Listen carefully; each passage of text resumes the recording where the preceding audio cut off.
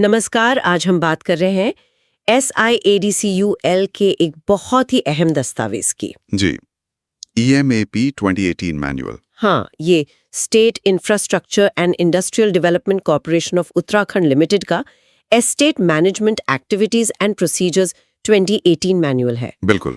तो जो भी इन्वेस्टर्स या अलॉटीज हैं SIADCUL के इंडस्ट्रियल एस्टेट्स में, उनके लिए ये एक तरह की गाइड बुक है ना? हाँ, बिल्कुल सही कहा। इसमें सारी पॉलिसीज, प्रोसीजर्स सब कुछ दिया हुआ है।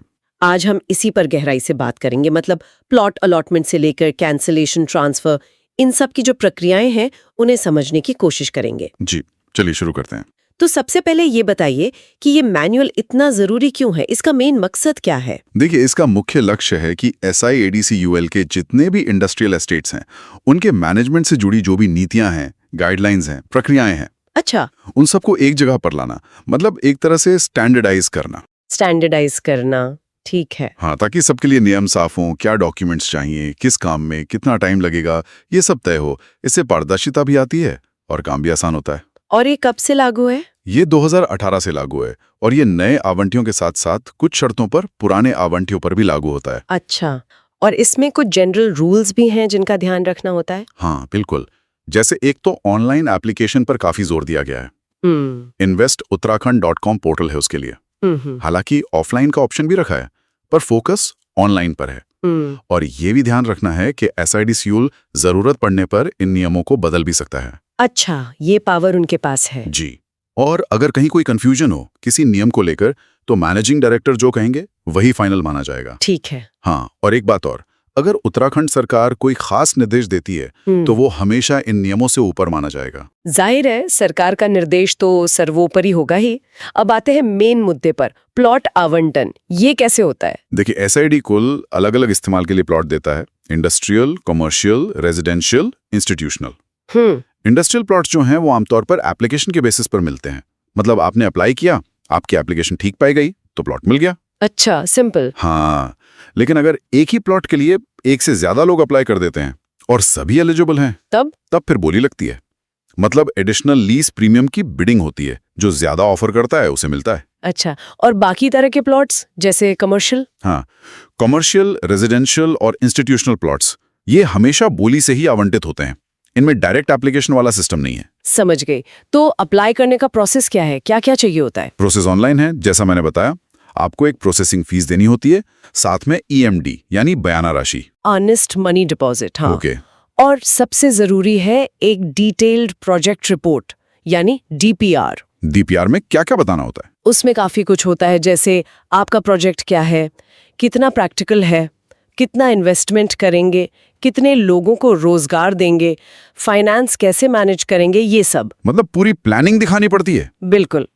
फिर रीजनल ऑफिस और लैंड अलॉटमेंट कमिटी उसको देखती है, जांच करती है। ठीक है, मान लीजिए प्लॉट मिल गया, लेटर आ गया, तो कब्जा कब मिलता है? आमतौर पर जब आप लीज डीड साइन कर लेते हैं, और उसके लिए कम से कम 50% प्रीमियम जमा होना जरूरी है। ओके। तो उसके 60 दिनों के अंदर आपको कब्जा दे दिया जाता है। कुछ जरूरी डॉक्यूमेंट्स भी जमा करने होते हैं। और अगर किसी को जल्दी चाहिए हो या डॉक्यूमेंट्स पूरे ना हुए हो? हाँ, खास हालात में अगर 50% प्रीमियम जमा है तो जैसा है जहां है बेसिस पर प्रोविजनल कब्जा भी मिल सकता है। मतलब आप काम शुरू कर सकते हैं, बाकी फॉर्मेलिटी चलती रहती हैं। ये अच्छा है।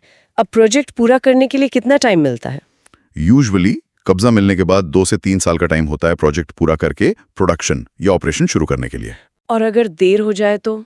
आजकल प्रोजेक्ट्स में देरी तो हो ही जाती है। हाँ, देखिए, अगर देरी SIADCUL की वजह से हुई है या किसी सरकारी एक्शन की वजह से, अच्छा, तो टाइम बिना किसी पेनल्टी के बढ़ाया जा सकता है। और अगर कोई और जायज वजह है जो अवांटी के कंट्रोल से बाहर थी, तो फीस देके एक्सटेंशन मिल सकता है। कितना एक्सटेंशन मिल सकता है? आमतौर पर एक बार में 1 साल का, और कुल मिलाकर ज्यादा से ज्यादा 2 बार यानी 2 साल तक का। और उससे भी ज्यादा जरूरत हो तो? बहुत ही खास मामलों में बोर्ड ऑफ डायरेक्टर्स और ज्यादा एक्सटेंशन अप्रूव कर सकता है, पर वो रेयर होता है। ठीक है, अब बात करते हैं पेमेंट्स की। अगर कोई बकाया रह जाए या पेमेंट में चूक हो जाए तो क्या होता है? पेमेंट ऑनलाइन या डिमांड ड्राफ्ट से कर सकते हैं। पेमेंट एडजस्ट करने का भी एक क्रम तय है। पहले ब्याज कटेगा, फिर प्रीमियम, फिर बाकी चार्जेस। अच्छा, इंटरेस्ट पहले? जी, अगर पेमेंट में चूक होती है तो पहले रिमाइंडर भेजते हैं, फिर लीगल नोटिस, और अगर लगातार डिफॉल्ट होता रहा तो फिर आवंटन रद्द करने तक की कार्रवाई हो सकती है। रद्द भी हो सकता है। हाँ, लेकिन अगर यूनिट चल रही है, प्रोडक्शन हो रहा है, तो कोशिश ये रहती है कि आवंटन रद्द ना किया जाए। उस केस में बकाया वसूली के लिए रिकवरी सर्टिफिकेट जैसे कदम उठाए जाते हैं। ओके, तो ये रद्दीकरण यानी कैंसिलेशन की नौबत कब आती है, किन वजहों से? मुख्य वजहें वही हैं, जैसे लगातार पेमेंट में डिफॉल्ट करना, हम्म या टाइम पर प्रोजेक्ट पूरा ना करना, हम्म या फिर जमीन का गलत इस्तेमाल करना, मतलब जिस काम के लिए ली थी वो ना करके कुछ और करना, या लीज की शर्तों का उल्लंघन करना। और क्या आवंटी खुद भी प्लॉट सरेंडर कर सकता है? हाँ, कर सकता है। अगर मान लीजिए बिजनेस प्लान काम नहीं कर रहा, प्रोजेक्ट वायबल नहीं लग रहा, तो कुछ शर्तों के साथ वो प्लॉट सरेंडर कर सकता है। ठीक है, अगर मान लीजिए आवंटन रद्द हो गया, तो क्या उसे दोबारा बहाल मतलब रिस्टोर करवाने का कोई तरीका है? हाँ, बिल्कुल है। अगर गलती किसी वास्तविक कारण से हुई थी और आवंटी अब सुधार करना चाहता है, सारा बकाया चुकाने को तैयार है, तो वो रद्दीकरण के ऑर्डर के 30 दिन के अंदर बहाली के लिए अप्लाई कर सकता है। 30 दिन के अंदर? जी, कुछ खास मामलों में 30 दिन के बाद भी विचार हो सकता है, पर नॉर्मल रूल 30 दिन का है। इसके लिए सारा बकाया, ब्याज और जो भी रेस्टोरेशन फीस है वो सब चुकानी होगी। समझ गया। आखिर में एक और बहुत जरूरी चीज, ट्रांसफर। क्या ये प्लॉट किसी और को ट्रांसफर किए जा सकते हैं? हाँ, इंडस्ट्रियल प्लॉट्स ट्रांसफर हो सकते हैं, पर इसके लिए SIIDCOL की परमिशन जरूरी है। और शर्तें क्या हैं? जो भी ड्यूज हैं वो क्लियर होने चाहिए। अच्छा, अधूरे प्रोजेक्ट वाले नहीं? नहीं, खाली प्लॉट या अधूरे प्रोजेक्ट वाले प्लॉट का ट्रांसफर अलाउड नहीं है। और ट्रांसफर का मतलब सिर्फ मालिक बदलना है या कुछ और भी? नहीं, इसमें और भी चीजें आती हैं।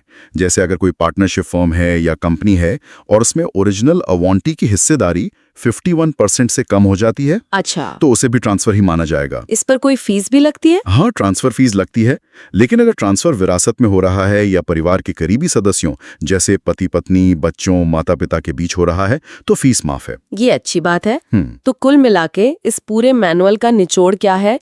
आवंटियों के लिए क्या टेक अवे है? देखिए, ये EMAP 2018 मैनुअल एक तरह से पूरी रूल बुक है SIIDCOL इंडस्ट्रियल एरियाज के लिए। आवंटन से लेकर कब्जा, कंप्लीशन, ट्रांसफर, कैंसलेशन, रेस्टोरेशन, लगभग हर सिचुएशन के लिए नियम और प्रक्रियाएं इसमें साफ साफ बताई गई हैं। तो आवंटियों के लिए सबसे जरूरी है कि वो इन नियमों को समझें और जो टाइमलाइंस दी गई हैं उनको फॉलो करें।